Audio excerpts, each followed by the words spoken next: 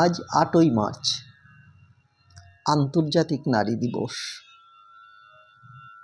পৃথিবীর সব দেশেই সাড়ম্বরে পালিত হচ্ছে আজকের এই বিশেষ দিনটা। কিন্তু কেন এই দিনটা বিশেষ হতে হলো? পুরুষতান্ত্রিক মানুষেরা কেন তাদের সহনাগরিকদের জন্য সম্মানজনক একটু স্পেস করে দিতে পারলেন না? সভ্যতার এই গোধূলি বেলায় এসেও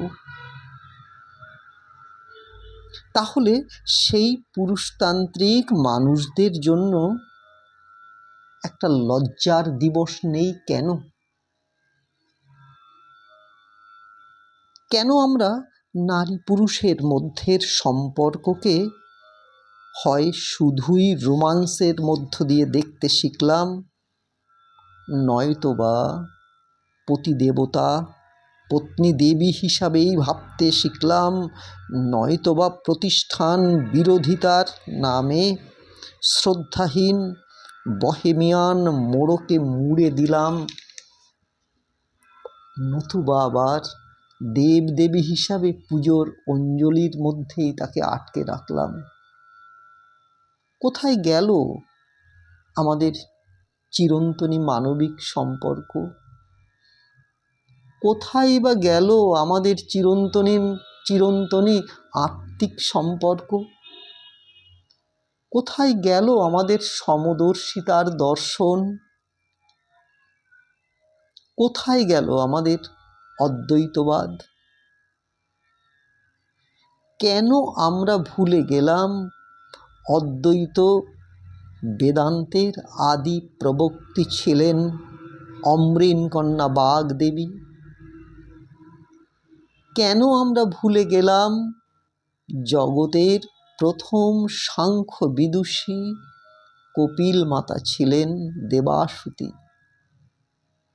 আমরা কেন ভুলে গেলাম মৈত্রী গার্গীদের মতো অসামান্য বৈদান্তিক বিদুষীদের আত্মজ্ঞানের ভাণ্ডারকে?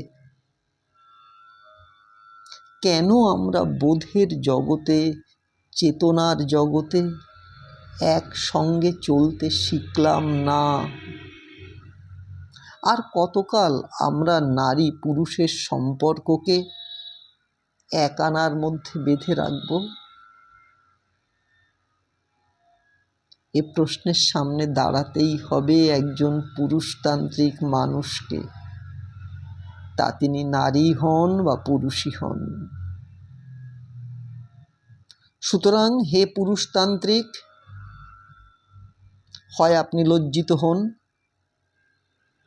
নতুবা আপনার জন্য লজ্জার দিবস পালন করুন, এবং তা আজকের দিনেই।